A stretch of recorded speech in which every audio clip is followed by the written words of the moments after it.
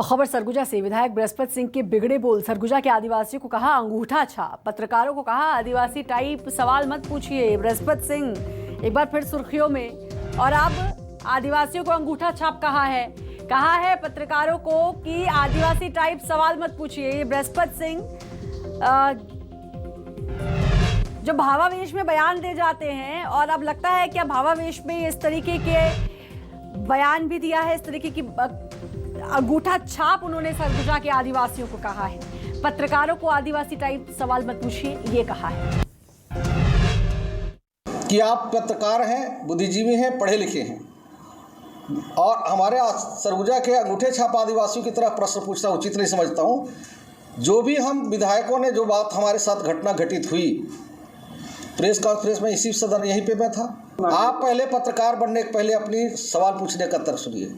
आप सब लोगों ने कवरेज कर चुका और सारी बातें हमने बोल चुका, तो अगर किसी ने आपको सिखा के भेजा है तो आपकी दिमागी हालत थोड़ा ठीक कर लीजिए।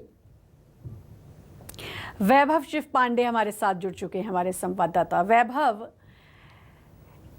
कितनी बार यह भावावेश होता है बृहस्पति सिंह को? अभी जुम्मा 4 दिन भी नहीं हुए उस मामले को थमे हुए, एक बार फिर से सुर्खियों में आने की कोशिश। देखिए, मुझे लगता है कि बृहस्पति सिंह जो बातें कह रहे हैं उससे ये साफ झलक रहा है कि बृहस्पति सिंह को ही इलाज कराने की जरूरत है। वो खुद अपना मानसिक संतुलन खो चुके हैं। पहले वो टीएस सिंहदेव पर कुछ भी आरोप लगाते हैं, उन आरोपों पर वो खेद प्रकट करते हैं, फिर कहते हैं कि मैंने माफी नहीं मांगी, और अब जाके वो अपने ही समाज के लोगों के ऊपर उंगली उठा रहे हैं, उन्हें अपमानित कर रहे हैं। पत्रकारों से भी जो है उल जलूल वो जवाब दे रहे हैं। तो इससे साफ समझ में आता है कि बृहस्पति सिंह इस वक्त खुद संतुलित नहीं है। उनका दिमाग जो है वो संतुलित नहीं है। उन्हें समझ नहीं आ रहा है कि उन्हें जवाब क्या देना है, सवाल क्या किया जा रहा है, उसका जवाब किस तरीके से देना है। यही पत्रकार थे जो सवाल पूछ रहे थे। इन्हीं पत्रकारों के सामने इन्होंने प्रेस कॉन्फ्रेंस की थी, तब सब बड़ा अच्छा लग रहा था, तब इनको लग रहा था इनकी बात पहुंच रही है। आज ये पत्रकारों से इस भाषा में बात कर रहे हैं।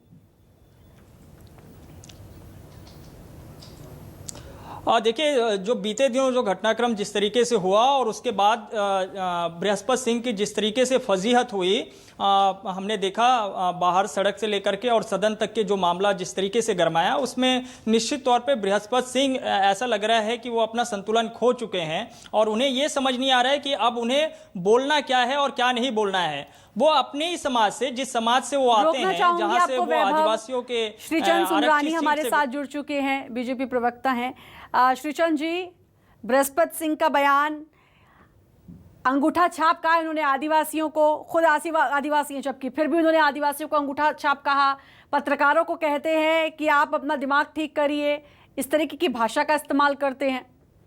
देखिए, ये बृहस्पति सिंह पागल हो गया, पागल।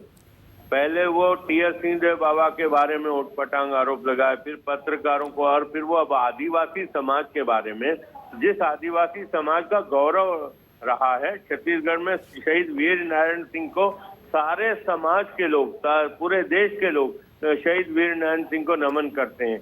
गुंडाधर की बात करें, हम बिरसा मुंडा की बात करें, यह आदिवासी समाज के गौरव है उस समाज को, और खुद वो आदिवासी समाज से आते हैं। आज 3 बार के एमएलए जिसको आदिवासी समाज ने यहाँ तक पहुंचा, उस समाज को ये कोई खींच तो नहीं है उनकी, या फिर सुर्खियों में आने के लिए इस तरीके की बयानबाजी? मानसिक संतुलन खो दिया इस व्यक्ति ने, पागल हो गया। इतने सारे कलेक्टर हैं आदिवासी, इतने सारे सांसद हैं देश भर में आदिवासी, मुख्यमंत्री लेवल तक पहुंचे हैं, पढ़ा लिखा समाज है।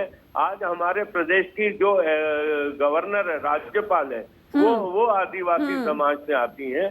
तो मतलब बृहस्पति सिंह ने सचमुच पागल करार कर देना। श्रीचंद जी, आपको याद होगा ये वही शख्स हैं जिन्होंने सदन में माफी मांगी थी, और उस वक्त कहा था मैंने भावावेश में कह दिया था। ये कौन सा भावावेश है इनका जो बार बार छलक कर बाहर आता है इस तरीके? कल फिर वो बोलेंगे मैंने भावावेश में कह दिया। ये तो एक बचाव का रास्ता इनका है, इनको माफ नहीं किया जाना चाहिए, बल्कि आगरे के पागल खाने में भेज देना चाहिए। जी, अब इनके इस बयान के बाद आपको क्या लगता है कि कांग्रेस को कुछ स्टैंड लेना चाहिए? क्योंकि भाई आपकी सरकार है और आप आदिवासियों के लिए इस तरीके की भाषा का इस्तेमाल कर रहे हैं, जाहिर है आदिवासियों में भी इस बात से गुस्सा होगा। निश्चित रूप से गुस्सा होगा, और इन्होंने आदिवासी समाज का अपमान किया है, इसको माफ नहीं किया जाना चाहिए। जी, बहुत बहुत शुक्रिया आपका श्रीचंद जी, अपना समय देने के लिए, हमसे बात करने के लिए। और वैभव भी हमारे साथ जुड़े हुए हैं। वैभव, एक चीज़, एक लाइन जिसको आपने समझा होगा, कहा कि सरगुजा के आदिवासी, अंगूठा छाप आदिवासियों की तरह सवाल मत पूछो, फिर सरगुजा का नाम लेकर आए हैं।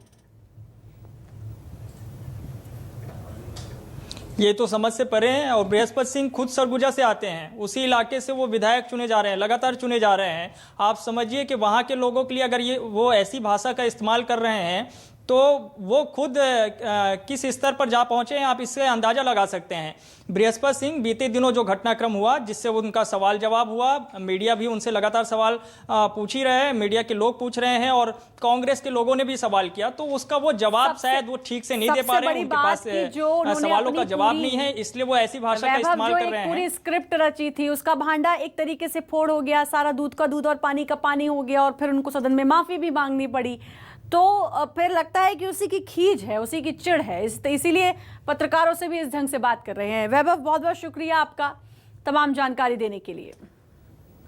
और कांग्रेस विधायक बृहस्पति सिंह का तेवर जो है कम होने का नाम नहीं ले रहे। बिलासपुर में बृहस्पति सिंह ने राज्यसभा सांसद रामविचार नेताम पर भी पलटवार किया और सवालों की झड़ी लगा दी। उन्होंने कहा, किस बात को लेकर नेता माफी मंगवाना चाहते हैं?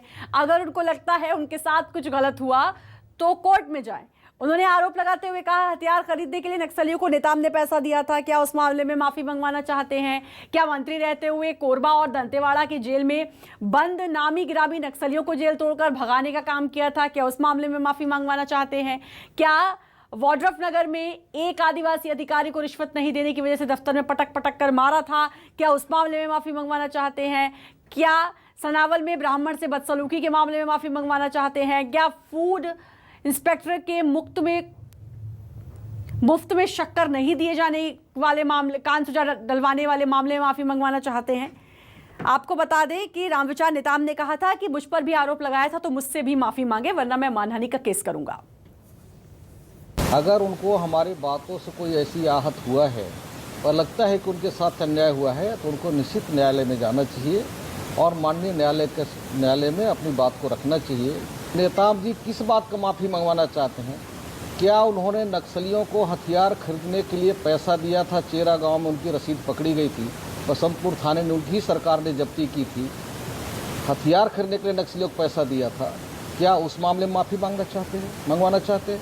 क्या वो मंत्री रहते हुए छत्तीसगढ़ की कोरबा और दंतेवाड़ा की जेल में नामी गिरानी नक्सली जो बंद थे उनको भगाने का काम किया था जेल ब्रेक करके, क्या उस मामले में माफ़ी मंगवाना चाहते हैं? क्या वाड्रफ नगर में एक आदिवासी बीडीओ को, सीओ को पैसा रिश्वत नहीं देने के कारण, उनके खर्च नहीं देने के कारण ऑफिस में ही पटक पटक के मारा था, उस मामले में माफ़ी मंगवाना चाहते हैं?